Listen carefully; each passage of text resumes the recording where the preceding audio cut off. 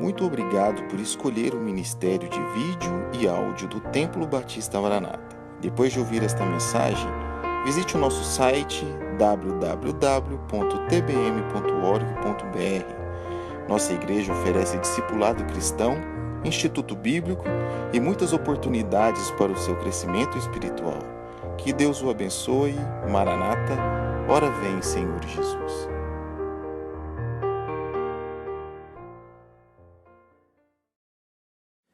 Abra sua Bíblia comigo. Eu vou tratar de um assunto que tratei um pouco mais de um ano atrás, mas que é importante constantemente falarmos dele. Deuteronômio capítulo 32, verso de número 39. Deuteronômio capítulo 32, verso de número 39.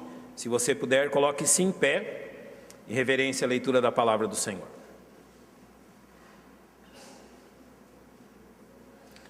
Todos encontraram? Fica depois de Gênesis e antes de Apocalipse. Vai estar lá, pode procurar. A palavra de Deus nos diz assim, livro de Deuteronômio, capítulo 32, verso 39. Vede agora que eu sou, e mais nenhum Deus além de mim. Eu mato e eu faço viver, eu firo e eu saro, e ninguém há que escape da minha mão. Notem o que o Senhor diz: eu mato, eu faço viver, eu firo e eu saro, e ninguém há que escape da minha mão. Pai, nós temos a Tua palavra santa aberta diante de nós. Ela é direcionada aos nossos corações, mas também à nossa mente, procurando que cheguemos ao conhecimento da Tua verdade e ao conhecimento do que Tu queres a respeito de nós. Confiamos no ministério do Teu Espírito Santo, alimentando e iluminando cada coração com a Tua verdade. E rogamos que nos abençoe neste momento de meditação na Tua palavra eterna, pois assim rogamos em nome do precioso nome do Senhor Jesus Cristo, nosso Salvador. Amém. Podem se assentar, irmãos. Eu não sei se a sua visão de Deus concorda com esse versículo. Não sei quantos de nós estamos dispostos a olhar para Deus assim, a olhar para um Deus que mata, um Deus que faz viver, um Deus que fere, um Deus que sara, e um Deus absoluto, em que absolutamente ninguém pode escapar das mãos dele. Mas se nós queremos crescer no conhecimento do nosso Deus, nós precisamos vê-lo como a palavra nos apresenta. E é assim que a palavra de Deus nesse texto apresenta-nos o nosso Deus. Então, dentro desse contexto, onde Deus tem toda a autoridade de fazer o que bem entender com a nossa vida, sem nos prestar contas, nós nos colocamos diante do fato que o Senhor, sim, não somente nos permite sofrer, como o Senhor também nos faz sofrer. É difícil olhar para Deus assim. Sim, há momentos que o Senhor nos faz sofrer. Eu chamo isso de as bênçãos da dor. Será que a dor nos abençoa? Vou usar um exemplo com vocês. Já há muitos anos pratico aconselhamento bíblico. Eu não tenho ideia de quantas pessoas eu já conversei ou quantas já aconselhei dentro da palavra de Deus. Mas sabe o que noto de forma geral? Normalmente o que marca a vida das pessoas não é o seu sucesso, não são os momentos bons, mas aquilo que mais profundamente fica marcado na alma das pessoas é a sua dor. De tal forma que nós praticamente podemos dizer que nós somos, eu e você, resultado das dores que vivemos. A dor nos moldou mais do que a felicidade. E Deus não deixaria de usar um instrumento assim, dentro do seu plano, e principalmente, tendo a certeza, dentro do nosso bem. Então nós principiamos dizendo isto, que sim, Deus usa a dor para o nosso bem e Deus usa a dor para nos abençoar, nos fazer crescer, nos fazer amadurecer e inclusive fazer que vençamos determinados pecados. A dor é um instrumento nas mãos de Deus e não devemos desconsiderar isso. Observe o que 1 Pedro capítulo 4 diz nos versos 1 e 2: já que Cristo padeceu por vós na carne, armai-vos também vós com este mesmo pensamento, que aquele que padeceu na carne já cessou do pecado. Ele diz então, Cristo, sim, ele sofreu, ele sentiu as dores. Enquanto homem neste mundo e na sua luta contra o pecado, ele sofreu, ele foi injustiçado, ele foi sentenciado de forma injusta, ele sofreu todo o escárnio, tanto moral quanto físico, no dia da sua crucificação, foi crucificado e morreu. Se há alguém que conhece o que é dor, esse alguém é Jesus Cristo. Mas notaram aqui o que diz a respeito de nós? Armai-vos também vós com este mesmo pensamento, ou seja, tenham o mesmo comportamento de Cristo diante da dor. Aquele que padeceu na carne já cessou do pecado, ou seja, aquele que sofreu as dores na carne, ele teve vitória. Hebreus 12:2 deixa muito claro porque Jesus Cristo sofreu assim. Ele diz para olharmos para Jesus, o autor e consumador da fé, o qual pelo gozo que lhe estava proposto, suportou a cruz, desprezando a afronta, e assentou-se à destra do trono de Deus. Notem que é dito, pelo gozo que lhe estava proposto, suportou a dor da cruz. Qual é o gozo proposto a Jesus Cristo na cruz? Sabe qual é? Ver você aqui hoje. Sim, ver você salvo. Para que você fosse salvo, Jesus enfrentou a dor da cruz. O gozo que lhe está proposto é saber que você salvo, será redimido pelo sangue dele eternamente, ou seja, este processo se completará no arrebatamento e ele verá você adentrar pelos portões do céu. Jesus suportou a dor da cruz pela visão de ver você redimido, adentrar eternamente nos portões do céu, salvo e transformado por toda a eternidade. Foi por isso que ele suportou a dor. Por que queremos falar deste assunto hoje? Porque, irmãos, sinto que muitos de nós precisamos mudar a nossa visão sobre a dor. Há irmãos aqui que têm enfrentado dores incalculáveis, e a igreja se volta com compaixão e oração por todos eles. Todos nós, de certa forma, provamos dores e dificuldades. E o nosso desejo, o desejo do Senhor, através da sua instrução, é que nós saibamos glorificar a Deus no meio da dor. Isto é possível? Não só possível, quanto desejável. Basta com que nós tenhamos a visão bíblica sobre a dor e as questões que Deus quer chegar através disso. Eu vou usar, como já usei com os irmãos, alguns exemplos, e nós vamos olhar para eles, demonstrando como Deus trabalha na nossa vida e demonstrando como Deus trabalhou na vida de personagens bíblicos e como Deus usou da dor para abençoá-los. São as bênçãos da dor, aquilo que Deus deu a essas pessoas. Primeiro, Jacó, e eu quero dizer com Jacó, que Jacó sofreu feridas que conduziram à bênção, não somente dele, mas da sua família. Sim, Deus feriu Jacó. Você conhece a história do Val de Jaboque, não conhece? Em Gênesis 32 é descrito assim: Jacó, porém, ficou só e lutou com ele um homem até que a alva subiu.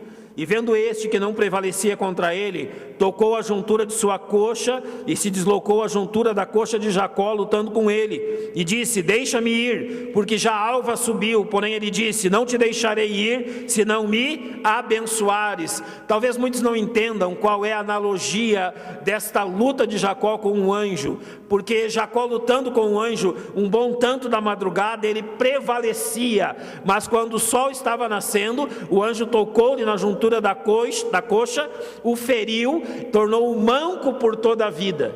Sabe o que representa isto? Durante muito tempo na sua vida, na sua luta com Deus, Jacó venceu. Sim, ele não estava vencendo o anjo, pois esta vitória aparente sobre o anjo de Deus mostra que durante muito tempo, através das suas trapaças, através do seu engano, através das suas mentiras, Jacó se deu bem. Sabe como Deus demonstrava-se nesse tempo? Fraco. Como pode um homem vencer um anjo? Era o anjo que deixava-se vencer. Deus deixou que Jacó vencesse durante grande parte da sua vida, mas bastou um único movimento da mão de Deus, uma única e mínima demonstração do poder de Deus para virar o jogo. Deus demonstrou que o seu poder, usado de forma mínima, transformaria Jacó para sempre. Esta é a analogia da luta de Jacó com um anjo. E quando nós olhamos para a história dele, nós percebemos por que Deus agiu assim. Em Gênesis 31, 20, a Bíblia mostra que Jacó logrou a Labão, o seu sogro.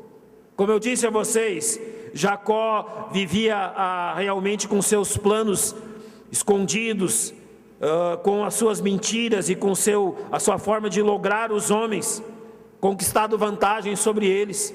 Quando Jacó decide sair da casa do seu sogro, ele esconde essa história do seu sogro e sai, sem que ele o saiba. Era assim a atividade dele. Ele não era capaz de dizer a verdade nos olhos de um homem. Ele sempre tinha que lográ-los e ter todo tipo de estratagema. Vocês bem lembram, em Gênesis 33, 20, quando está descrito, após ele ter comprado a primogenitura de seu irmão, o verso 20 diz: eu aplacarei com o presente que vai adiante de mim. Ele comprou a primogenitura do seu irmão Esaú, mas um dia ele teria que se encontrar com Esaú, e quando encontrou, ele montou toda uma estratégia para que Esaú não viesse a feri-lo. É bem claro também que foi a ganância de Jacó que provocou o mal na sua vida e na vida da sua família. Quando Jacó partiu de Padã-Arã, ele viajou aproximadamente 750 quilômetros. Ele saiu de Padã-Arã para ir até Berseba, que é onde ele deveria estar. Faltando apenas 32 quilômetros para chegar em Berseba, ele para em Siquém. Sabe por que ele ficou em Siquém? Porque ali haviam vantagens econômicas para o seu comércio. Era mais vantajoso fazer comércio em Siquém do que em Berseba. E ao invés de atravessar o Jordão e voltar para a casa do seu pai, ele fica ali. Sabe o que acontece ali em Siquém? Sua filha Diná é violada, e seus filhos se tornam homicidas e odiados pelo povo da terra. Toda a sua família sofreu pela ganância dele. Agora você observa o que Deus fez depois do Val de Jaboque? Esse homem enganador, esse homem corrupto e mentiroso, Deus permitiu que ele fosse ferido para que ele vencesse esses pecados e entendesse que o seu progresso e crescimento vinham de Deus. Olha o que diz Gênesis 35, 2, palavras de Jacó: tirai os deuses estranhos que há no meio de vós. Daí a gente descobre uma coisa incrível: a família dele era idólatra. Eram pessoas idólatras, viviam debaixo da promessa de Deus, junto com a idolatria. Quando foi que Jacó abandonou a idolatria? Quando foi que a família dele abandonou a idolatria? Só depois de Deus feri-lo. Você acha que valeu a pena aquela ferida que o marcou para sempre ali no Val de Jaboque? Olha o que diz Gênesis 35, 3: e levantemo-nos e subamos a Betel, ali farei um altar ao Deus que me respondeu no dia da minha angústia e que foi comigo no caminho que tenho andado. Ele faz isso depois daquilo que Deus teve que ensinar para ele. Durante muitos e muitos anos, a sua esperteza logrou êxito. Mas quando Deus resolveu quebrar esse paradigma, esse comportamento, Deus provocou dor. E foi a dor que ensinou ele a ter um comportamento diferente. Jacó foi abençoado ou não? Ele era um homem sadio e forte. Saiu do Val de Jaboque aleijado e incapacitado para muitas coisas, mas saiu dali um novo homem. Notem o que Hebreus 12:10 nos ensina sobre isso. Ele fala sobre os nossos pais que por um pouco de tempo nos corrigiam como bem lhes parecia, mas Deus nos corrige para nosso proveito, para sermos participantes da sua santidade. Só que muitas vezes, para que nós despertemos para isso, Deus precisa usar da dor. Muitas vezes, para que nós despertemos para quem nós somos, Jacó não devia e não deveria viver da forma que vivia, logrando, enganando, usurpando. Ele era um herdeiro da promessa e devia viver pela fé. Pois bem, Deus o ensinou a viver pela fé. Como? Tornando um manco. Deus fez certo ou não? Porque aquilo tudo transformou a vida de Jacó profundamente. Assim como Deus, através de circunstâncias como essas, tem transformado a vida de muitos dos seus filhos. Pense bem, antes de reclamar de algo assim. Possivelmente Deus está agindo assim, porque de outra forma você não escutaria. Você não abriria os seus ouvidos. Então foi preciso que o Senhor agisse com força, para que os seus ouvidos fossem abertos, e realmente você demonstrasse a sua linhagem de filho de Deus. Segundo exemplo, e este exemplo é precioso para todos nós. Jó, quem não conhece a história de Jó? Feridas que conduzem à intimidade com Deus. Observe comigo os 6 primeiros versos do capítulo 42. Então respondeu Jó ao Senhor dizendo: bem sei que tudo podes, que nenhum dos teus propósitos pode ser impedido. Quem é este que sem conhecimento encobre o conselho? Por isso relatei o que não entendia, coisas que para mim eram inescrutáveis e que eu não entendia. Escuta-me, pois, e eu falarei, eu te perguntarei e tu me ensinarás. Com o ouvir dos meus ouvidos ouvi, mas agora te veem os meus olhos. Por isso me abomino e me arrependo no pó e na cinza. Uma coisa interessante sobre Jó. Eu e você sabemos de tudo o que aconteceu. Eu e você sabemos daquilo que Satanás levou diante de Deus e do desafio que Lúcifer lançou diante de Deus. Nós sabemos daquilo que Deus disse a respeito de Jó. Está vendo o meu servo Jó? Não há ninguém como ele. O que Satanás disse, claro, o Senhor o cerca de bênçãos. Toca nos seus bens, toca na sua vida, e o Senhor verá se ele não blasfema de ti na tua face. Ele estava ali desafiando Deus, dizendo: claro, é muito fácil, Jó, te servir. O Senhor o abençoa e cuida dele. Jó nunca soube disso.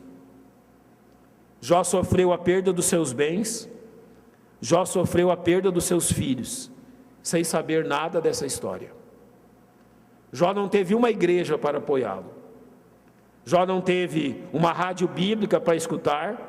Jó não teve livros sobre a dor para ler. Jó não teve amparo absolutamente algum.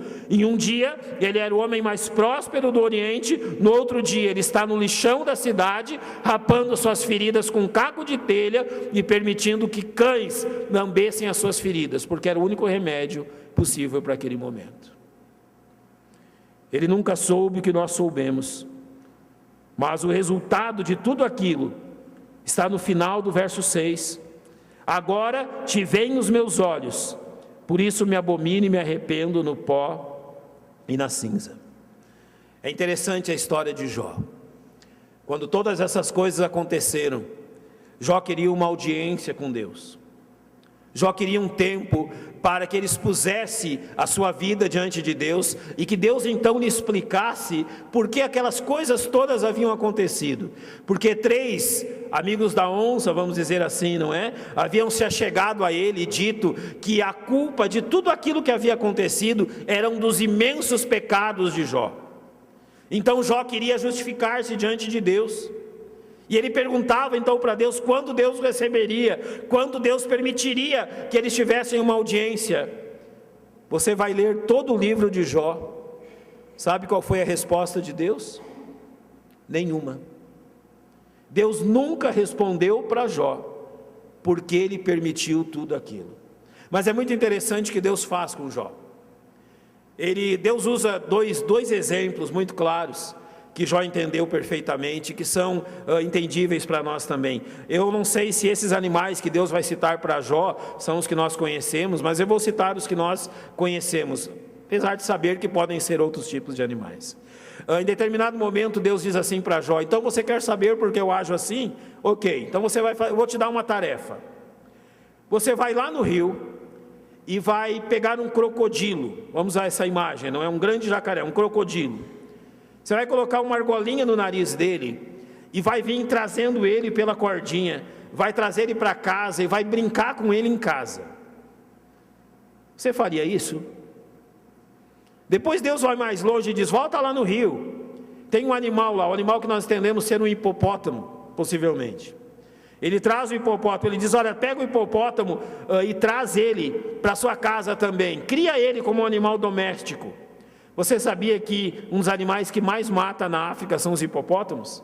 Não são os leões, nem são outros carnívoros, são os hipopótamos, animais extremamente violentos. Talvez Jó não entendeu a questão, e ele ficava: Senhor, eu não estou entendendo o que o Senhor está dizendo para mim. E sabe qual é a aplicação do que Deus queria para ele? Ele disse o seguinte: olha, você não consegue controlar simples animais que eu criei. Você não consegue medir forças com eles, e você quer medir força comigo? Você não consegue suportar 2 simples animais que eu criei, e você quer entrar na minha mente e saber por que eu faço assim? Entende o que Deus respondeu? Jó, eu fiz porque era necessário. Eu fiz porque foi o melhor para você. E eu fiz para no final te abençoar. Então Jó, depois de tudo isso, ele clama no final do verso 6: olha, eu ouvia apenas, mas agora eu conheço, porque eu vi o que o Senhor faz. Sabe para que serve a dor?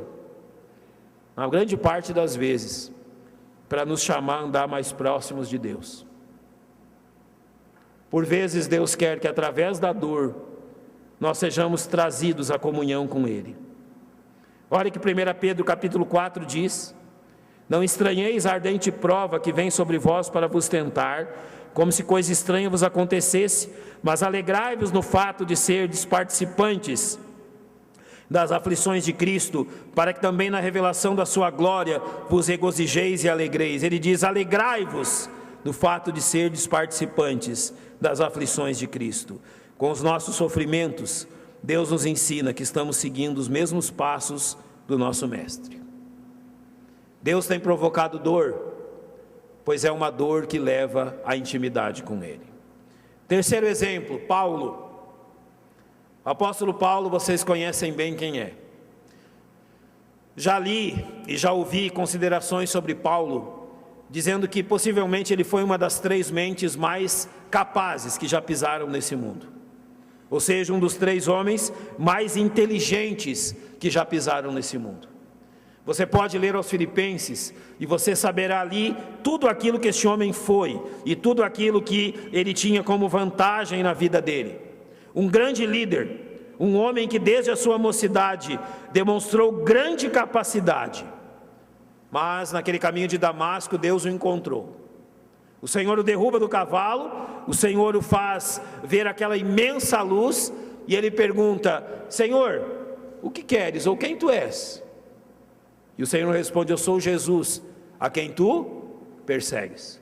Você não está perseguindo aqueles fracos homens, você está me perseguindo.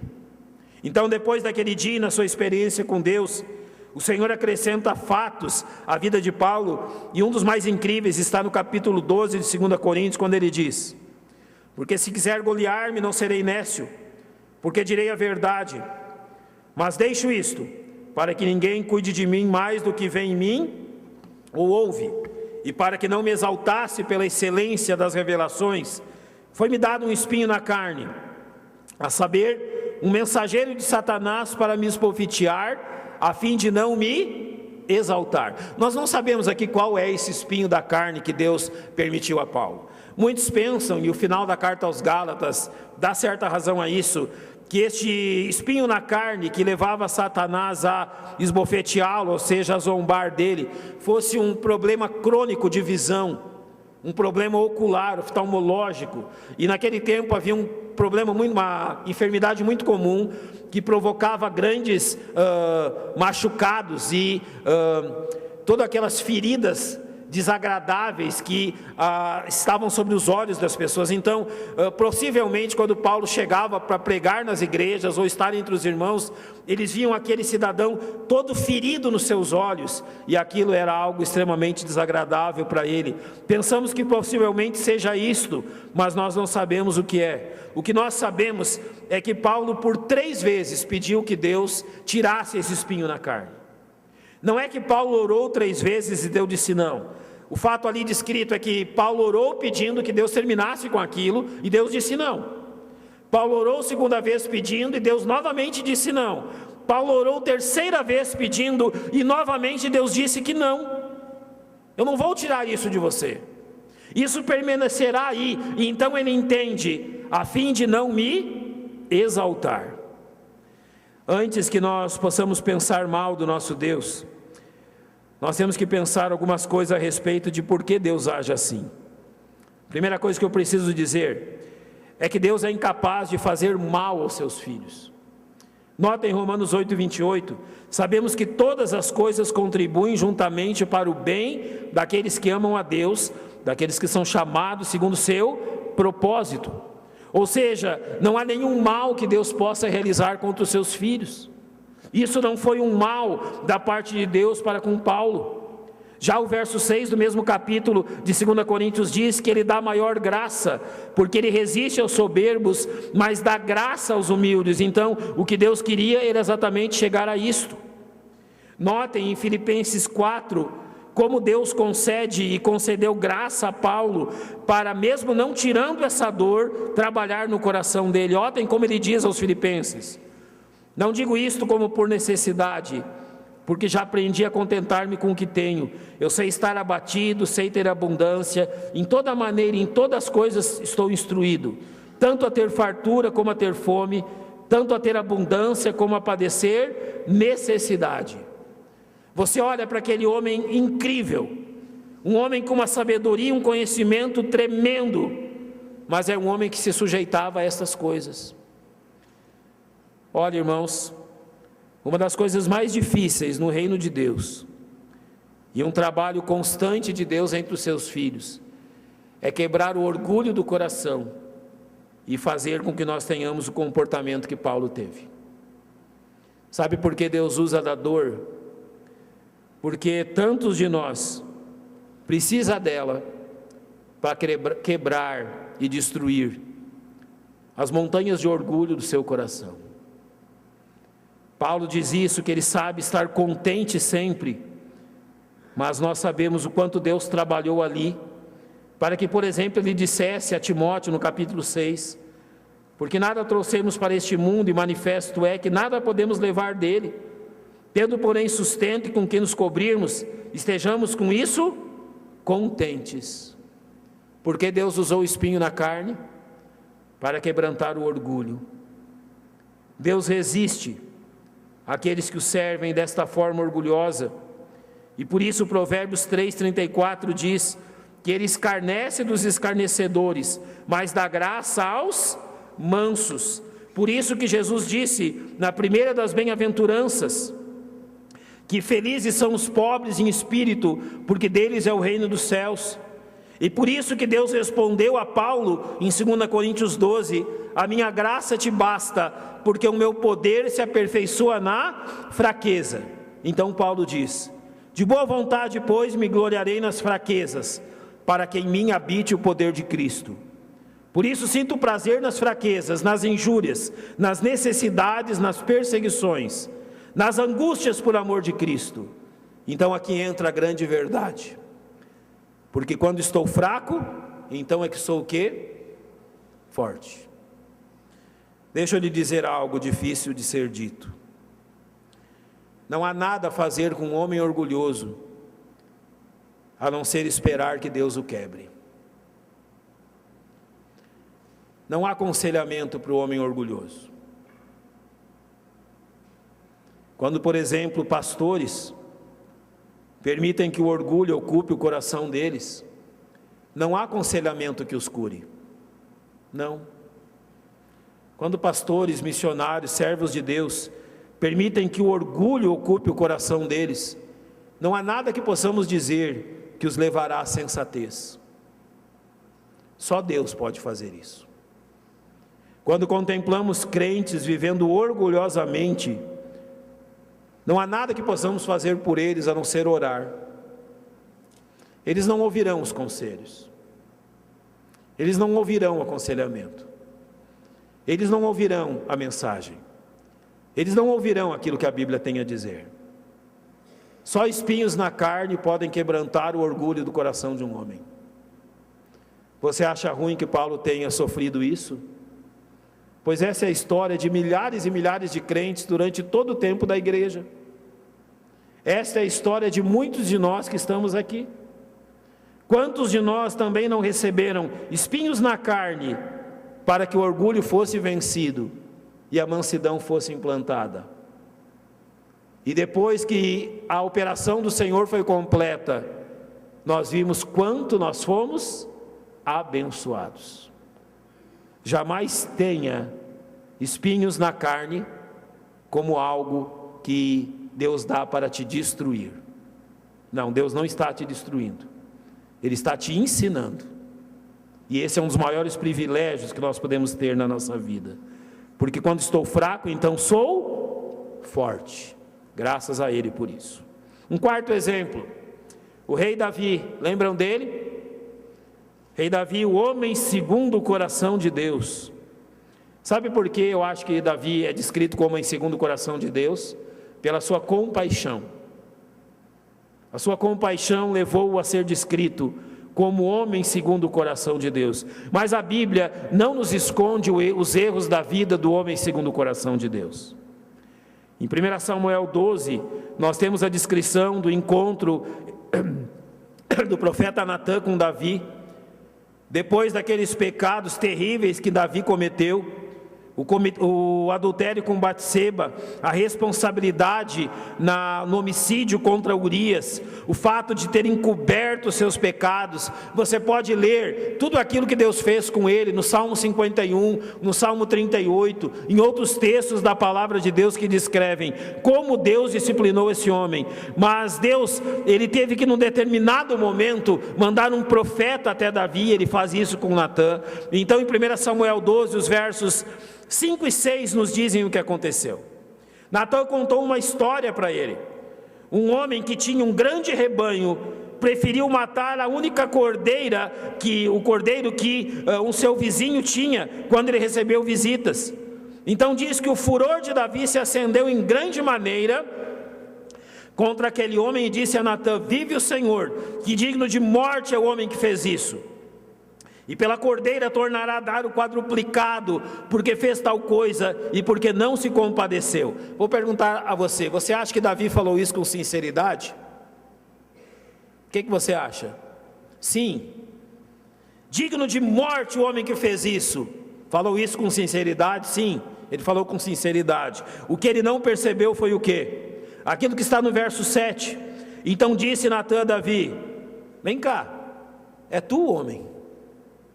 É você. Eu não estou contando uma história sobre algum homem. Eu estou contando uma história sobre você. Então aquilo que vemos no Salmo 32, por exemplo, é a descrição de como Deus atingiu Davi, porque as suas flechas se cravaram em mim e a tua mão sobre mim desceu. No tempo de Davi, flechas eram armas temidas, pois causavam dor aguda e uma ferida duradoura, quando não mortal. Os julgamentos de Deus aqui são comparados com flechas que estavam machucando Davi. Davi provou algo. Sabe o que Deus faz quando seus filhos se tornam insensíveis?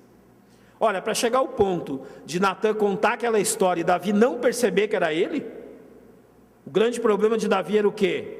Insensibilidade. E não há forma melhor de curar a insensibilidade do que usando dor. Pois Deus trouxe dor à vida de Davi. Oséias, ele diz um versículo que demonstra bem como Deus agiu com ele. Ele diz: vinde e tornemos ao Senhor, porque Ele despedaçou e nos sarará, feriu e nos atará a ferida, Deus ferindo os homens. Deuteronômio que nós lemos diz que Deus fere e Deus sara. Então não está longe daquilo que Deus fez com Davi e do que Deus provocou a ele. Deus precisou provocar dor em Davi para tirar essa insensibilidade. Quando nós celebramos a ceia do Senhor, nós constantemente lemos 2 Coríntios 11:30. Por causa disso há entre vós muitos fracos e doentes e muitos que dormem. Sabe qual o grande perigo que nós temos ao celebrarmos a ceia do Senhor? Sermos insensíveis aos nossos pecados.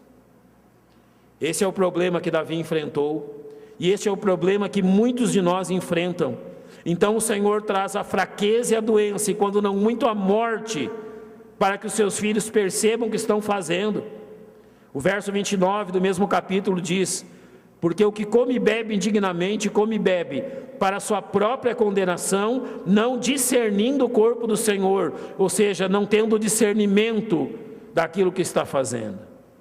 Por isso, quando Deus agiu com Davi, ele chegou a clamar no Salmo 94: bem-aventurado é o homem a quem tu castigas, ó Senhor, e a quem ensinas a tua lei. E no Salmo 32: bem-aventurado aquele cuja transgressão é perdoada e cujo pecado é coberto. Ou seja, bem-aventurado é aquele que Deus tira da insensibilidade. Bem-aventurado é aquele que Deus chama a sua atenção através da dor para tirá-lo do seu estado de pecado e de insensibilidade. Mas o Salmo 32, escrito por Davi, traz uma exortação muito certa sobre isso. Não sejas como o cavalo nem como a mula, que não tem entendimento, cuja boca precisa de cabresto e freio para que não se chegue a ti. Não sejamos insensíveis às dores que Deus provoca para que nos afastemos do pecado. Em quinto lugar, estamos chegando ao final. João 9 conta uma história incrível. Vocês lembram dele? Um homem cego de nascença. E é muito interessante a história desse homem, porque essa história, ela vem logo após, em João 8,12, Jesus dizer assim: eu sou a luz do mundo, quem me segue não andará em trevas, mas verá a luz da vida. Sabe o que as pessoas fizeram quando Jesus disse isso? Riram, zombaram dele. Ele é a luz do mundo. Qual a melhor forma para Jesus demonstrar que realmente ele é a luz do mundo? Capítulo 9 mostra que, indo ele e os seus discípulos, passou por eles um homem cego de nascença. E você lembra o que os discípulos perguntaram? Senhor, quem pecou, este ou seus pais, para que ele nascesse cego? E você lembra o que Jesus respondeu? Nem ele nem os seus pais, mas isso aconteceu por quê? Para que nele se manifestem as obras de Deus. Deus tinha um plano com isso, e Deus mostrou claramente o que Ele queria através daquele homem. Isso nos leva a algumas considerações. Por mais sofrimento, primeiro, que uma pessoa suporte, e por mais sofrimento que aquele homem suportou na sua cegueira, isso não podia lhe trazer o perdão dos pecados.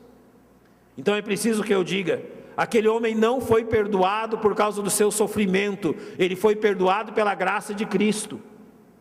Paulo diz isso aos Romanos, que nós somos justificados gratuitamente pela sua graça, e não porque sofremos ou fizemos algo. Em segundo lugar, nós temos que entender que o sofrimento pode ser usado por Deus como um meio para nos despertar, quando ainda incrédulos, para a nossa necessidade de salvação. Lembra em Lucas 16 a história do rico e Lázaro? Lembra de que o rico teve todas as benesses que ele teve, enquanto Lázaro viveu toda a sua miséria. Quando estão após a morte, eles lembrados dessa forma: ora, havia um homem rico e vestia-se de púrpura e de linho finíssimo, isso era na sua vida, e vivia todos os dias regalada e esplendidamente. Havia também um certo mendigo chamado Lázaro, que jazia cheio de chagas à porta dele. Quando eles morrem, Abraão lhes diz: filho, lembra-te que recebeste os teus bens em tua vida, e Lázaro somente males, e agora este é consolado e tu atormentado.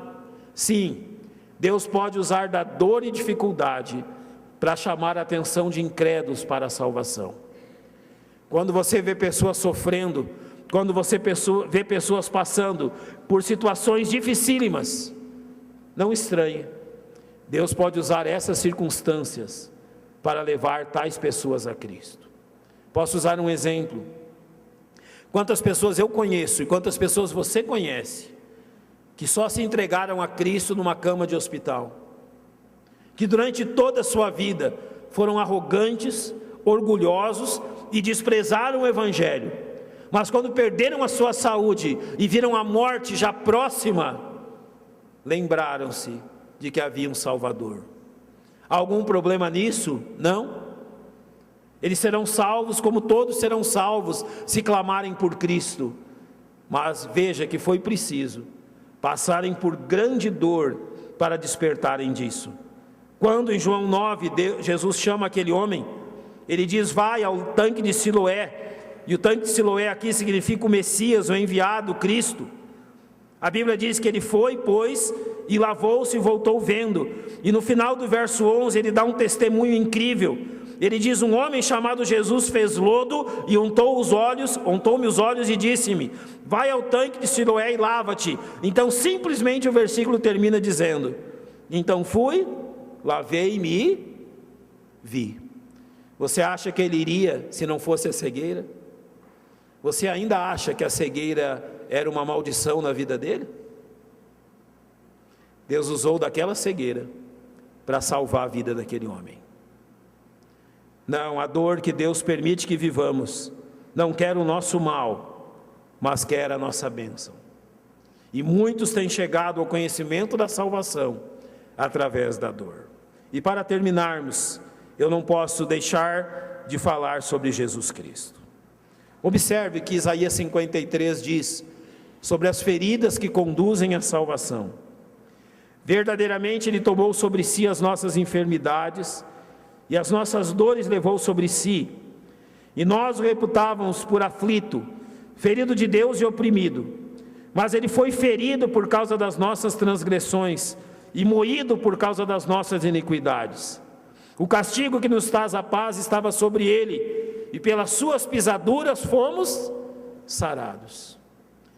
Pelas feridas de Cristo, Deus nos curou. Romanos 5,8 diz a respeito disso, que Cristo morreu por nós, demonstrando o amor de Deus, sendo nós ainda pecadores. E 1 Coríntios 15,3 diz que Cristo morreu por nossos pecados. Ele sofreu na cruz pelos nossos pecados. E aquilo que Hebreus 9,12 diz é a verdade. Por seu próprio sangue Ele entrou uma vez no santuário, havendo efetuado uma eterna redenção. Sim, foi necessário que Jesus sofresse. E o grande símbolo da nossa salvação é um símbolo de dor. Você já pensou na cruz? Cruz é uma imagem agradável. Uma cruz é uma imagem de alegria ou de regozijo. A cruz sempre foi uma imagem de sangue, morte e dor. Mas a dor da cruz se tornou em nós uma eterna redenção. Hebreus 10,10 diz que Ele fez isso uma única vez, e que havendo oferecido para sempre um único sacrifício pelos pecados, assentou-se à destra de Deus. Toda a dor que Jesus Cristo passou teve um objetivo: resgatar-nos de nossos pecados. As feridas de Jesus são feridas que nos saram. Pelas suas pisaduras nós fomos sarados. Agora a gente pode ler novamente para concluir 1 Pedro 4, 1 e 2, quando diz: pois que Cristo padeceu por nós na carne, armai-vos também vós com este mesmo pensamento. Como que nós podemos concluir isso? Sabe qual é uma das grandes vantagens de Satanás sobre a sua vida? Você já pensou qual é? É o medo que você tem da dor.